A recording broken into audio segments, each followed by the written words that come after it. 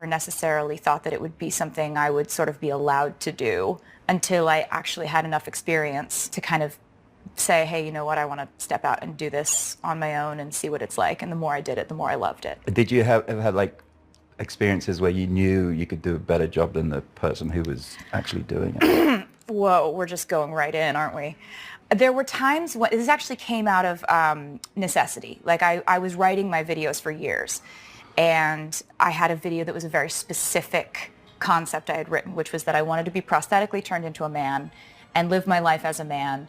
And I wanted a female director to direct it, and the few that I reached out to were fortunately booked. You know, we like it when women work. Yeah. But none of the female directors that I wanted to direct it could do it. So I was like, well, I could do it, maybe. And then when I did direct, I just thought this is actually more fulfilling than I ever could have imagined. Wow. So it was almost by accident that you...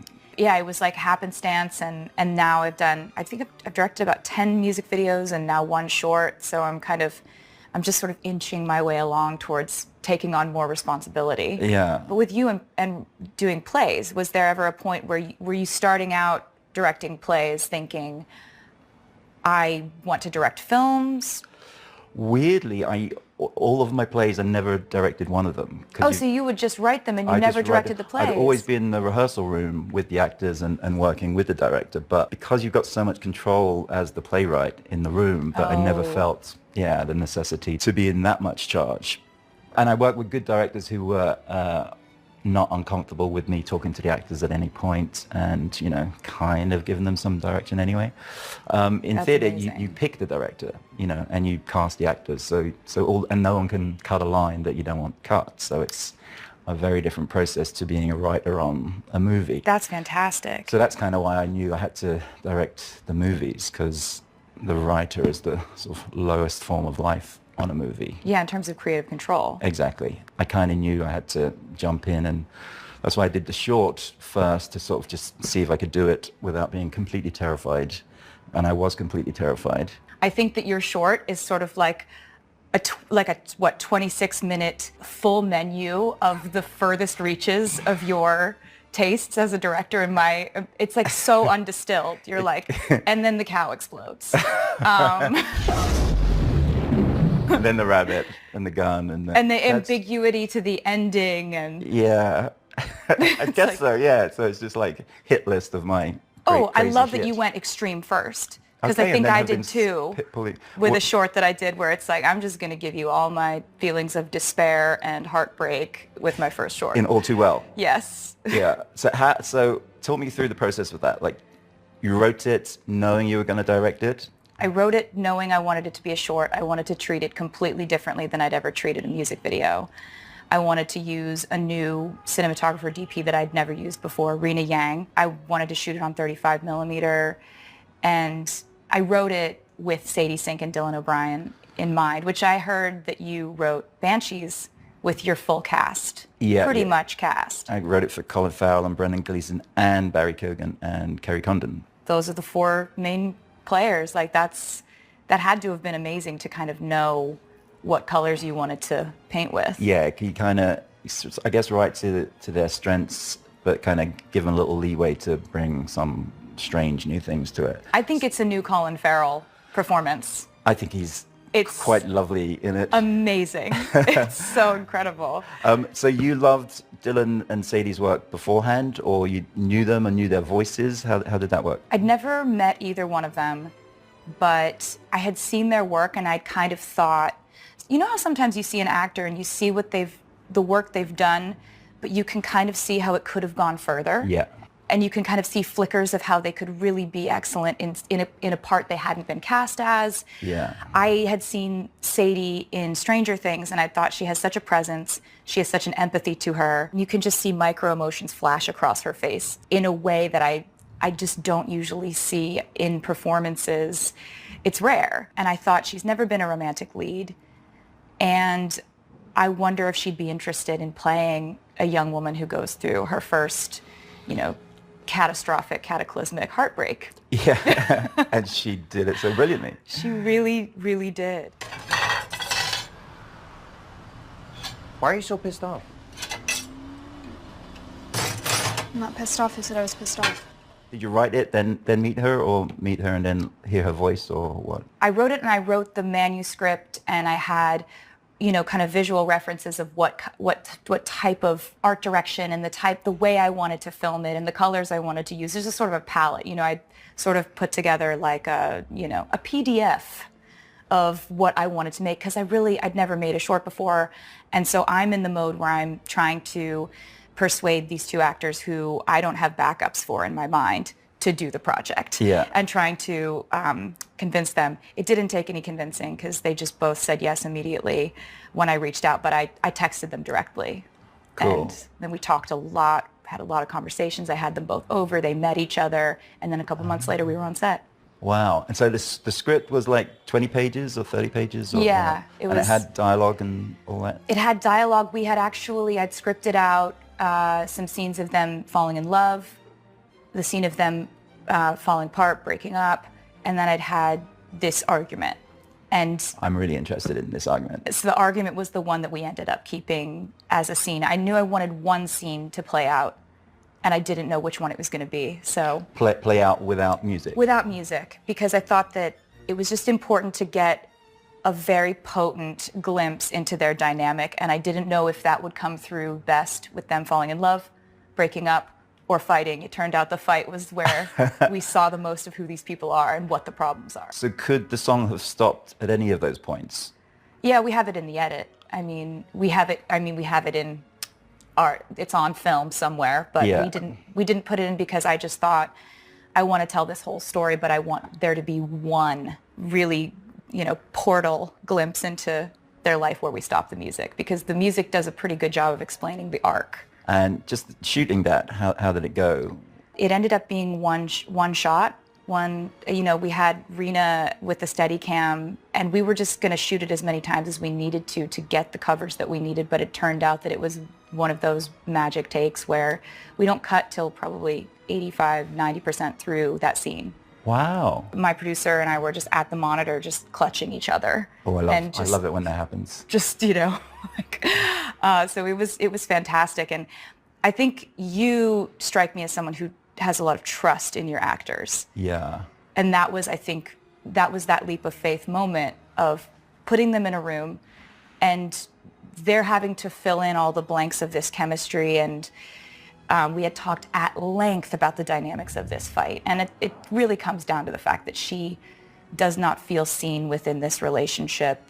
And on some level, he doesn't either, because both of these people are essentially saying, you don't understand where I'm coming from. Yeah. And you can't understand where I'm coming from.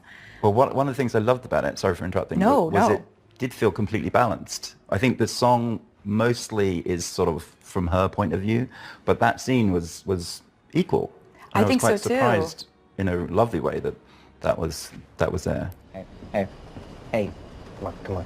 I don't want to fight. And so was that all your dialogue? Was it partly improvised? Or It was partly improvised. I had written out that fight with the same arc and it being about the same thing.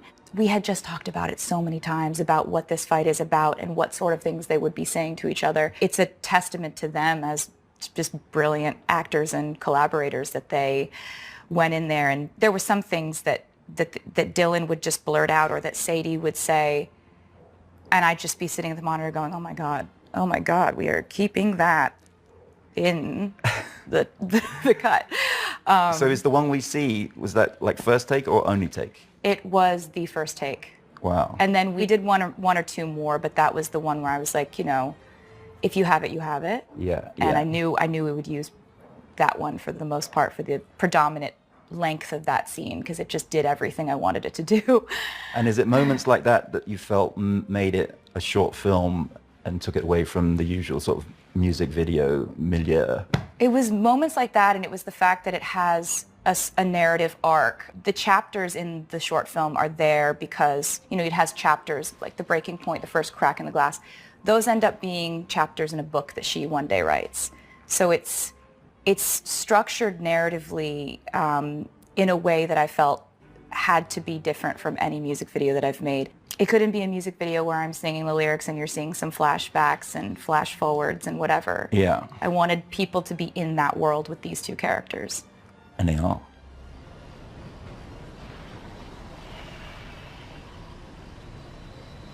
I think in terms of breakups and people fracturing and people falling apart, watching Banshees, first of all, it's such a special film. Watching it with other people, I think it's one of those films that's going to hit home and make people think and make people talk about it afterward, because I've been talking about it ever since. What was with it about? Analysts and other friends, So I hear? so I've been talking to it about my friends, and one thing I think is that everybody relates more to one of the main characters, whether you're going through like what Colm is going through, or Rick, or Siobhan.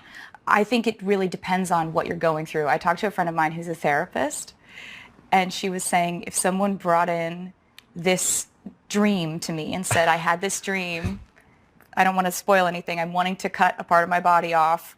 It's kind of in the trailer, so you're okay. So I'm wanting to cut my finger off, and it's all about, she would say it's because you feel like your aliveness is being cut off by a part of your life, and this art represents the fingers. What do you think the fingers is a symbolism for, is what I'm trying to say. I know, I just thought it was funny. Really? You just thought it was funny? And each time you bother me from this day on, I'll take those shears and I'll take one of my fingers off with them, and I'll give that finger to you until I have no fingers left. I knew it was dangerous, and I knew it couldn't be a threat towards the other person. And there seems something kind of not artistic about it, but there's something in the self-destructive nature of Brendan Gleeson's character, the artist, that has that. I guess, I don't know if we all have that to a degree, that it's something we're sort of staving off, you know, however we do it to ourselves, if it's through drugs or self-harm or all those things. He had that in him, and he almost had that before the story starts.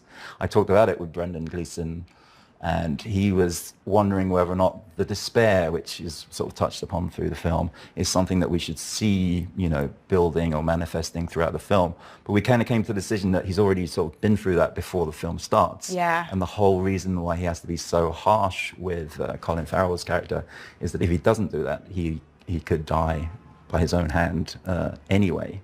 Wow. So that kind of explains how tough he's being, because he isn't, I think in those first scenes when he says, I'm just not your friend anymore, will you leave me alone, it's being overly harsh for just to get it through to him. I think things kind of unravel when he's being a bit nicer about it. So him saying, I don't want to be your friend, is actually the last straw in something that's probably been building for ages. I think so. Yeah, that's what it felt like. A dramatic last straw, yeah. But the fingers thing, the threat of it, you kind of, I didn't know, I never plan out a script beforehand, so I never do a treatment, and I never know what's going to happen from scene to scene. So I was kind of shocked when he came into the pub and made that threat. But after it happened, it kind of throws everything up in the air, and anything could happen after that. So when you sit down to write a script, you haven't storyboarded the arc of it, you just see what happens. Yeah, just have like a vague idea of the characters. With this, it was basically, you know, one guy doesn't want to be friends with another guy anymore. I love how you say island. you were shocked by it, as if it was sort of an involuntary thing that just came out of your brain without you having anything to do with it. It totally was. I love that. Yeah, I love it when that happens. Plot twists like that, if you don't know that they're going to happen, hopefully the audience won't see it coming too. You know the story's going to probably not have a happy ending. Not necessarily, or a happy next few scenes. Yeah. When something weird like that happens. It's delightful to watch. It's so sprinkled with... And Seven Psychos too. He's a brilliant DP. I guess both of these things we're talking about are breakup movies. Yes. To a degree. Mm-hmm. I think you said at TIFF that you found it hard to even sing that song 10 years before. So I'm imagining you couldn't have directed it way back when. No way.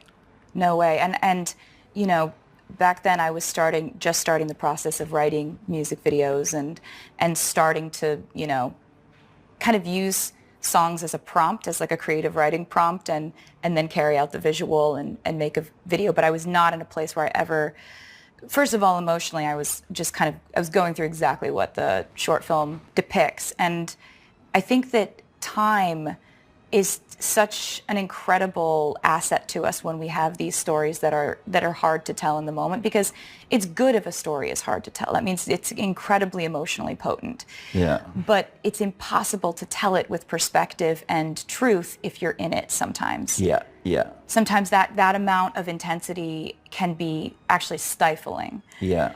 And I think that having just the privilege of being able to tell this story, the fact that it was something that the fans wanted.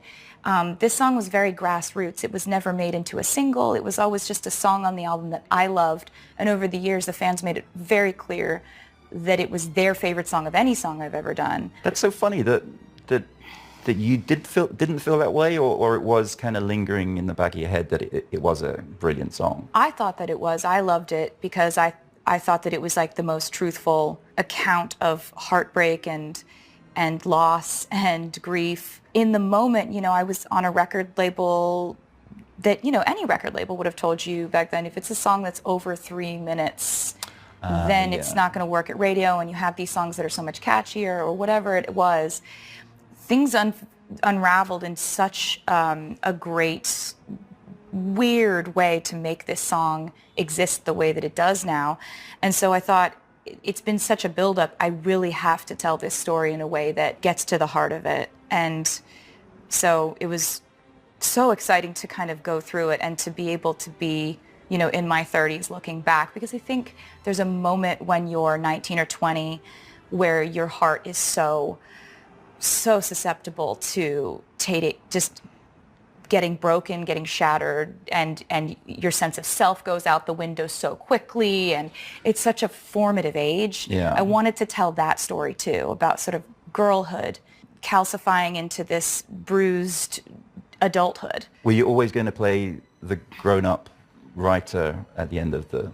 Yeah, I think so. I think that was always my idea for it, because, you know, enough time has gone by to where you can show someone in a different phase of their life and see how they've been positively and negatively affected by this event that you saw happen. I think you kind of grow with each feature, or you learn more with each feature, or you just get less stressed or scared with each one. But I think this was the first one that I was kind of completely comfortable going into, partly because I knew or had worked with all of the actors before, pretty much all of the actors, and the team of like DP and production designer and first AD, which I never realized how important that job was before I started. It's like, it's co-pilot basically. Yeah, absolutely. Have you latched onto people who you'll definitely bring from job to job and to features in the future, which is my next question. Ooh. I definitely have people I've worked with who I thought were sort of imperative and integral to the process of making what I made. And yeah, I would absolutely work with people again. I also want to branch out, and I'm such a fan of so many people who are out there being a part of crews on films that I love. So it's sort of half and half. There's a part of me that really it has so many people that are so talented that I want to work with, but I also have people sort of in my back pocket that I've thought, you know, working with them was a dream, and I wouldn't want to change that up at all. So would that be like a list of DPs or actors or... DPs, it'd be production designers, it'd be, you know, first ADs, it'd be camera operators, it's you know, costume design, wardrobe, hair, makeup. It's kind of, I've got a little list of people who, because I love film, I love watching movies, and I love when you see a film that takes you to a different world. I now ask myself, okay, who was in charge of that part? Who was in charge of that part? Who made me feel this way? Yeah. So which films in your youth or 20s were those that you kind of made you want to be a director? Oh, wow. I think there are so many that I love over my life, but with the short film that I made in terms of heartbreak, this is really recent, but The Souvenir Part 1 and 2, I absolutely loved. Yeah, they were beautiful. They're beautiful, gorgeous, and they were about somebody, you know, making art through heartbreak, and so I absolutely loved that. I loved Marriage Story, and I love a lot of films in the 70s that really, like, I don't know, Kramer versus Kramer, for example, like just kind of the dissolution of the belief system that is a relationship is very fascinating to me. Do you think all of your work is going to be relationship based, or are you going to, could you see yourself doing like a sci-fi or a Western or an Irish something? I couldn't see myself doing sci-fi at this point in my life. I don't think that's where my strengths would lie. I don't think I would go headlong into another heartbreak story, because it's just, you know, just did that. It takes a lot out of you. But what about you? I mean, you just told a really epic friendship heartbreak story, which I think is an angle that is, of all the stories that are told, I haven't seen that touched on, that relationship dynamic. Yeah, they don't usually have sort of platonic old guys on an island breaking up. But it's so important that it happens to everyone, and it's so important. That friendship breakup is a weird one, and it's not really, you're right, it's not really talked about in modern culture too much. No. But it can be the most devastating breakup of all, I find. Even though I think this one was written more through like a heartbreak point in my life. So I think the sadness in the script was coming from that kind of point of view. I didn't hear those to be a session. Last minute tea. Colin decided. All the ladies love Colin, you know? Always did. Yeah, that's not true. I assume you want to make features. I do now. And would the plan be to write a script or get a script from somewhere else? Or? I would want to write it. It's so much easier for me to visualize how I would want to shoot something and how I would want to tell a story if I know exactly where it came from. And I know exactly why each line exists. And me too, actually. Yeah, I'm preaching to the converted. That comes through in what you make, I think. It's just such a sincere reason for everything existing the way it does. And I think there's a subtlety also. I loved how Banshees was shot. Thank you. It was gorgeous. It was expansive. You feel like you're getting a cinematic escape. It's really about the acting. It's really about the story. It's about the weight of it all. And it's not, I love a trick shot. It's fun, when you put a camera in a ceiling fan or whatever. But like this is a different story that's told, I think, in a very pure way. And I thought the restraint that you showed was actually one of the most beautiful parts of it. Thank you. I finally found some restraint. That's good to hear. Yeah, I mean, It is a quiet film, I think. It's a quiet... That's why I've been kind of surprised that it's going over so well. But I thought, it's a quiet, sad one. It's not the Marvel DC universe, I guess. Quiet, contemplative... It is not. It is not the same kind of film. But I think, yes, it's a sad film in one way. But there's a lot of, beautiful humanity in it. I hope so, yeah. That's very warm. And a beautiful donkey. Such a beautiful donkey. There's an incredible donkey in this film. I Wasn't love named casting Little Jenny or something? Jenny, yeah. Jenny in real life and Jenny in the story. Dreamboat, Little Jenny. Jenny, just play yourself. Just keep doing what you're doing, Jenny. She was a little diva, actually. Really? She is quite, of all the cast. I've heard that about asses.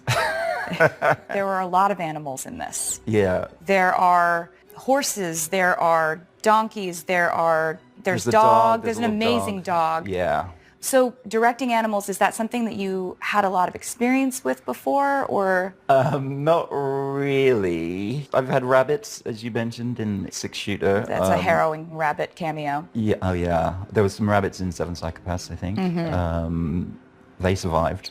But I love having them around on set. And Colin Farrell says, he quotes the old adage of you shouldn't work with children and animals, but he loves it and I love it too, because they're just like innocent little, like everyone in the crew just loves being around them, especially Jenny, like little dreamboat. Yeah. Like I watch the film now, I'm just looking at the animals. I don't care what Colin and Brendan are doing. The devastating scene where I'm not going to give any spoilers, but when Colin comes home to find something devastating has happened, there's a horse. Doesn't the horse reacts, sort of... Yeah. The horse kind of is like, look over there. Yeah. There's something over there you should see. Totally, yeah. And then goes and sniffs, and it's as if the horse knows the story, I feel like. Yeah. And that horse, weirdly, because the horse was so good in some of the early scenes, I kept adding more and more for the horse to do. The morning of that shoot, of that moment, we didn't have the horse in it, but I thought it would be so wonderful to have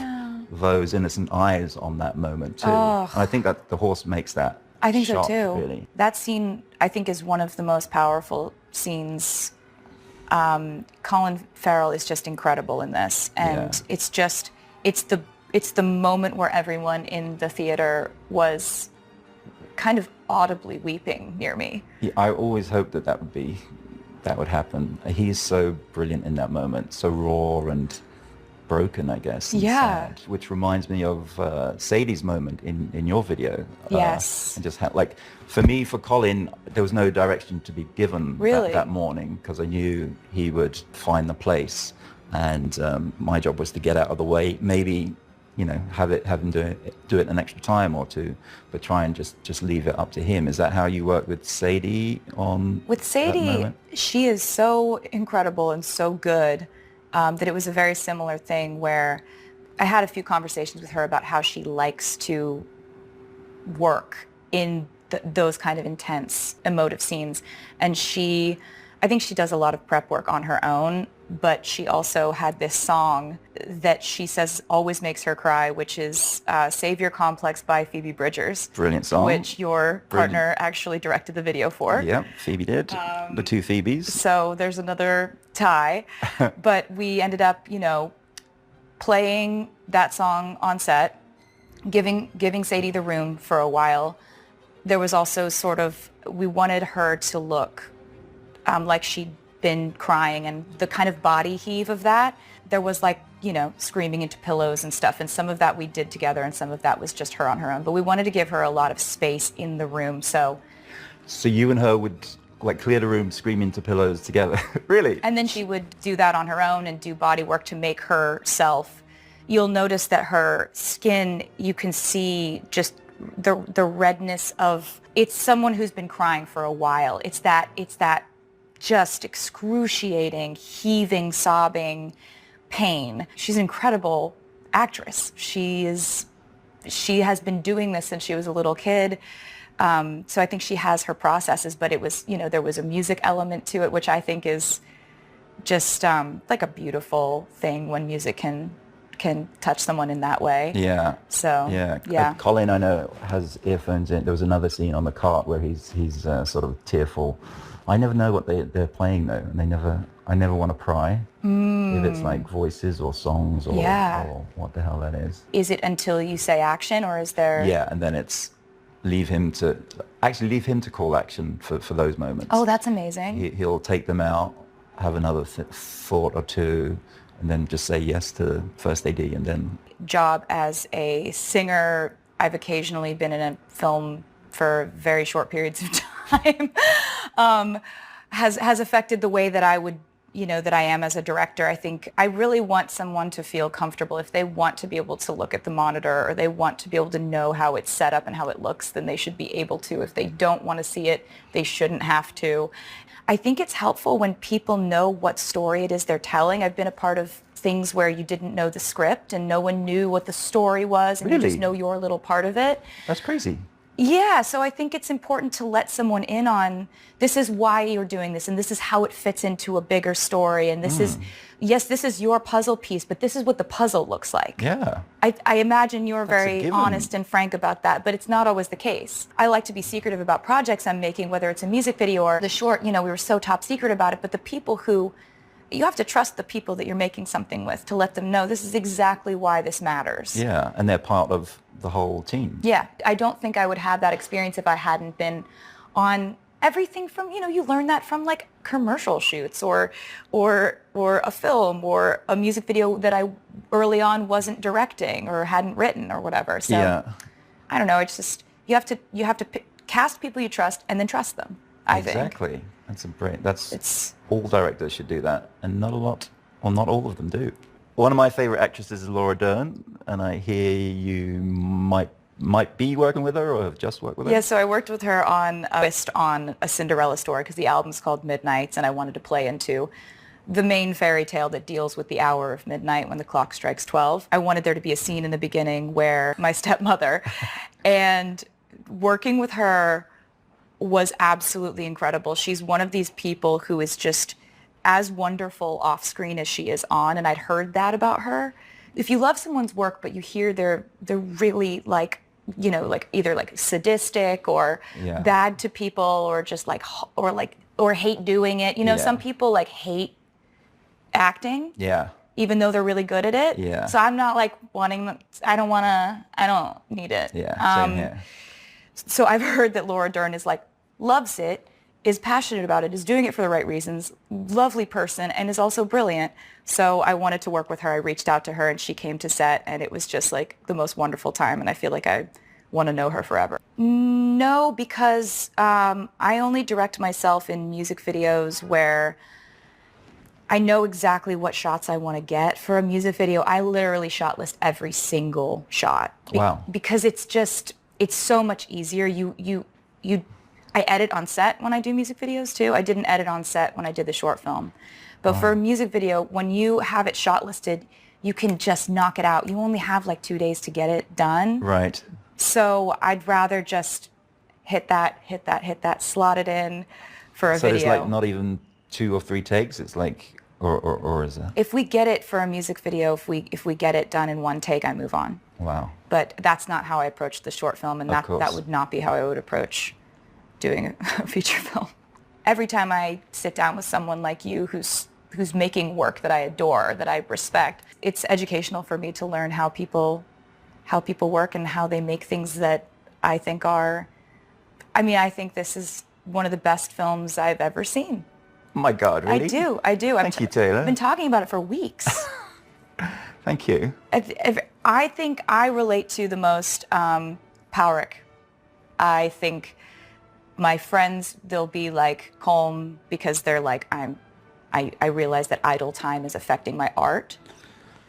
Do you think that it kind of plays into the myth of art and suffering and how they have to exist side by side? I think that character sort of taps into that or thinks that. I completely disagree with it. I mean, you have to write something and be completely on their side with that point of view. Totally. I Well, it's a valid point of view, and so many people really, really believe that. Yeah, but then there can be a lot of bullshit about it too. So I don't believe that you have to be, like, my sets are like happy places. Yeah. And I'm a really happy person. You are a happy person, and you write really Dark poignant, shit, sad yeah. stuff.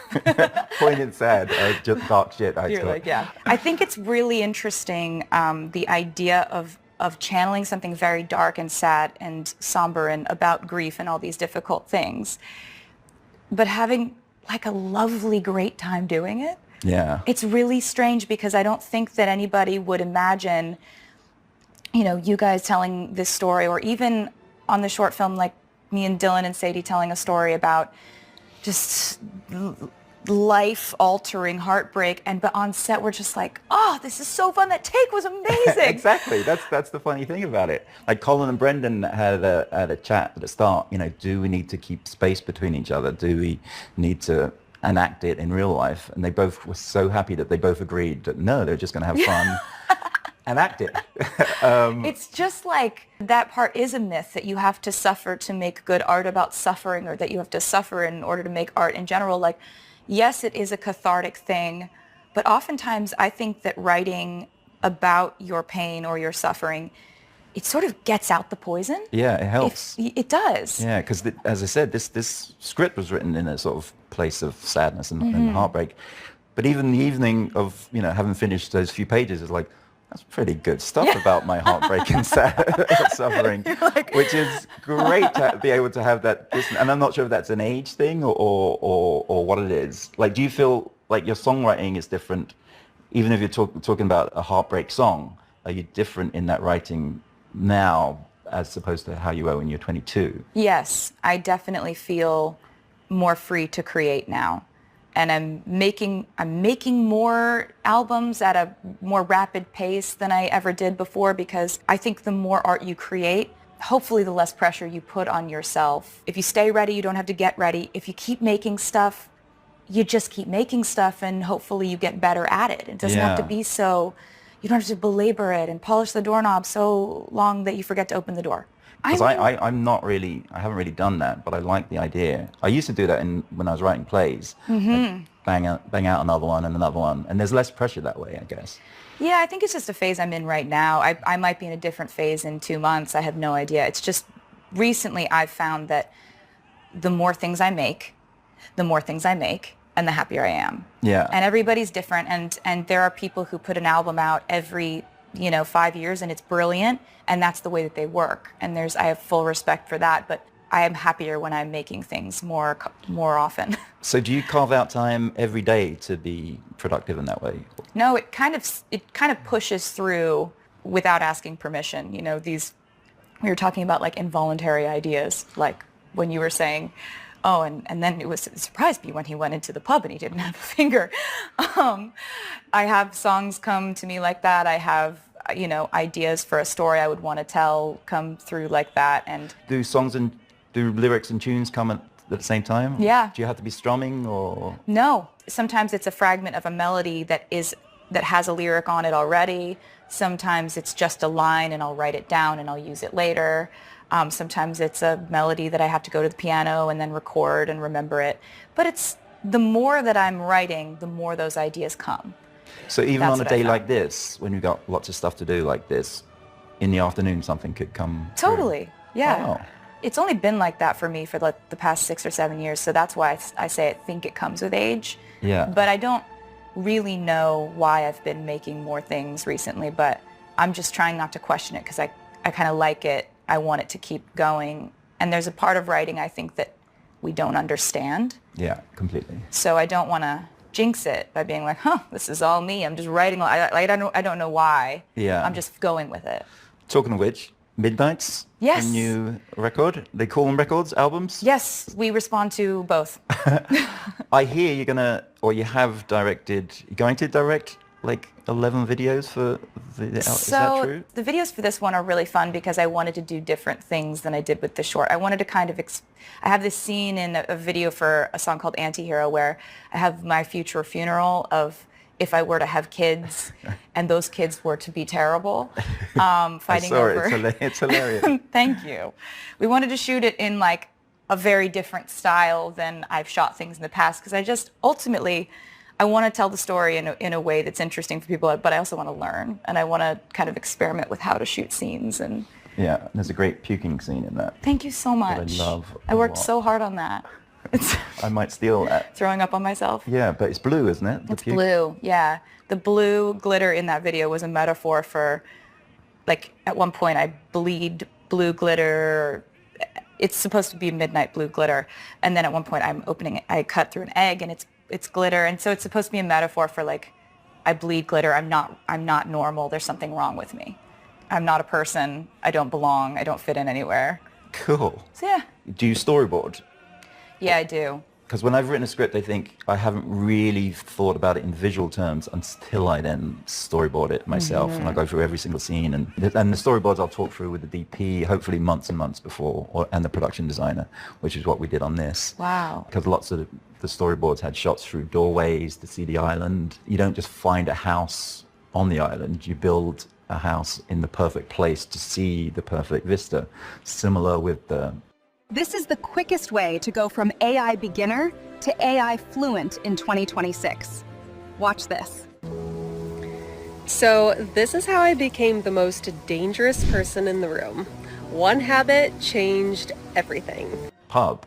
The pub that you built. Yeah, yeah. That So we blew my mind that was something you built. It looked like it'd been there forever. Right, yeah, and it's pretty weird yellow, but we just found the most scenic road, cliff road, which had vistas and mountains, each going each direction, and just built it and literally kind of angled it so through the doorway you would see the most of that scenery. I was actually sort of sad that you had built it. I was happy for the production design and the feat of engineering and imagination that it was, but I wanted to go there. To that pub. I was like, want to go to there. Colin I Farrell can't. drove past it like 3 weeks later with his son, and it's gone now. Oh, It's just I was afraid empty. you were going to say that. Yeah, maybe they could build it. Maybe if the film goes really, really well, people will visit. I'd and like to float prompt- that idea. I'll go. Because we literally had to take away Porrick's house, which we built, overlooking the island too. Because it was filmed on Inishmore, and it's a place of kind of natural beauty and heritage. So you have to take everything away and leave it exactly as it was. Which is good. Which is good. It's good. Which is good. Although a lot of the locals were saying, this would be a great little extra tourist attraction to have. Was this an island that you had kind of thought about and thought, oh, it's there that we're going to do it? Did you have an overall idea of where you wanted to be?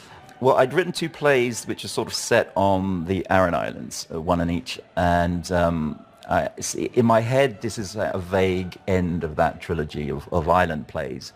That's so cool. So I kind of wanted to shoot there, and we did on Inishmore, which is off the Galway coast, which is like from my parents' house just outside of Galway. You can see those islands where we filmed. Wow. So every weekend off after shooting, I would just go back and see mum and dad and hang out. And I first went there when I was 7 years old to Inishmore, the biggest of the Aran Islands. That's really sweet. Yeah, so it's always had a part in my sort of Irish history, but it's where playwrights and poets have gone for like a century or more. Oh, wow. Yeah, just to study, because they say it has retained a lot of the old world Irish heritage and charm, and it does feel that way, but it also feels quite a spiritual place to be. It comes across that way in the film. We also shot up on Achill Island, which is much more mountainous. It's where Colum's house looks over that crescent beach. I wondered at one point whether or not it would work to have two very different island types and have it seamlessly seem like one, and I think it works, but also it feels like... So it was two different islands? Yeah. Wow. Yeah. It absolutely works. Good. I was completely fooled. I mean, the island and the sort of the remoteness of it and the claustrophobia of the beauty meeting the remoteness of it is, I think, it's a plot, it's a character, it's a theme. It's kind of what lends itself to this feeling more like a fable. Yeah, very much so, yeah. It's not a normal movie. Good, yes, that's what we're going for. It's a fable. It is. The idea of like a breakup on a place where you have to see the person every single day. That's the claustrophobia it's of horrible, it. Yeah. These amazing roads that you would have to pass someone on, there's no escaping it. You have breakups nowadays where people just ghost each other, and it's almost like that person never existed. You'll never see them again. It's like, I think that this is such an amazing, timeless way to confront the idea of a breakup that you would have to confront. You would have to see this person. Everyone's single day. There's no secrets on this island. Everyone's talking about everything. And I feel like your characters in this, they are compelled to confess and to say everything they feel, except on certain occasions where Pádraig's sister clearly is keeping inside how trapped she's feeling. There are cases of that, but I love that everyone's gossiping, everyone's saying things. And the one time that Colm really respects Pádraig is like when he is finally honest.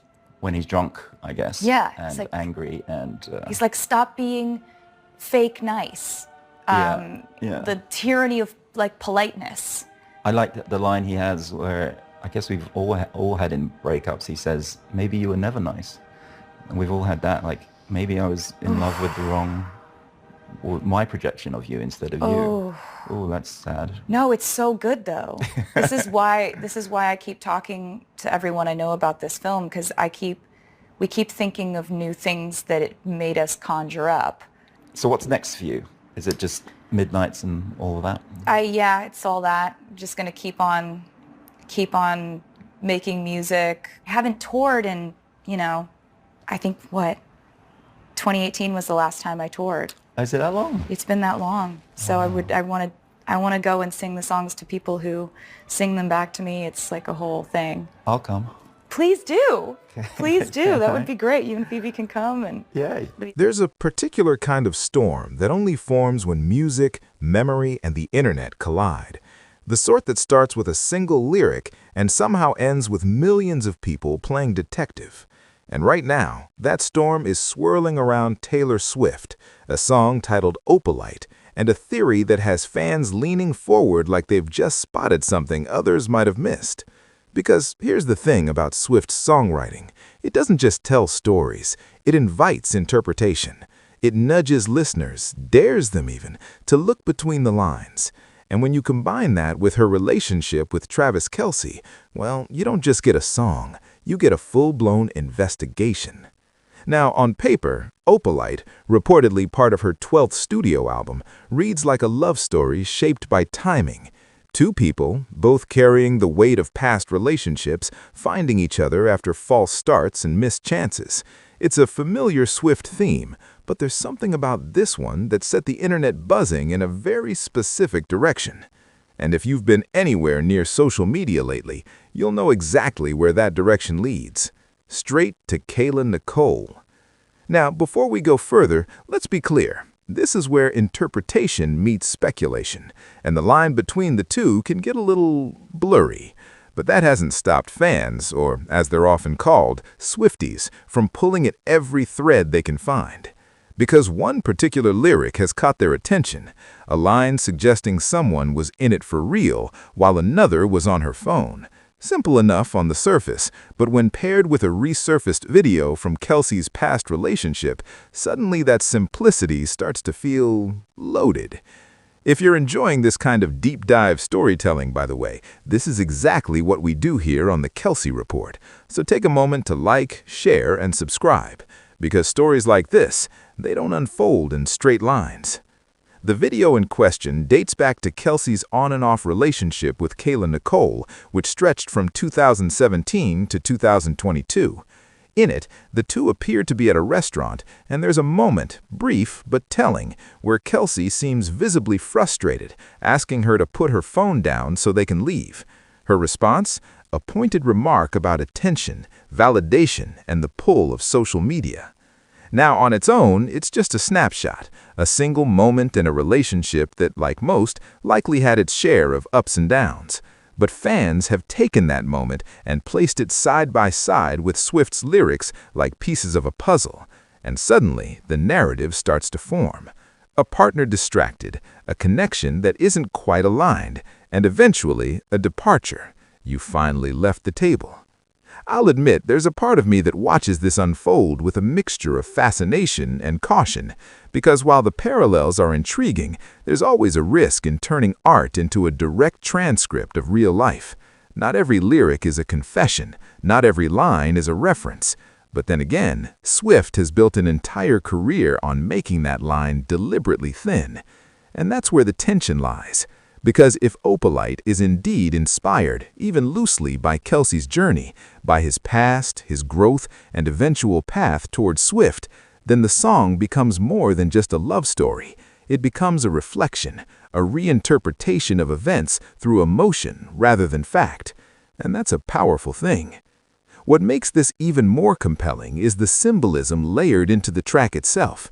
The title, Opalite, believed to reference Kelce's birthstone, suggests something luminous, something formed under pressure but capable of catching light in unexpected ways. It's subtle, but it's intentional.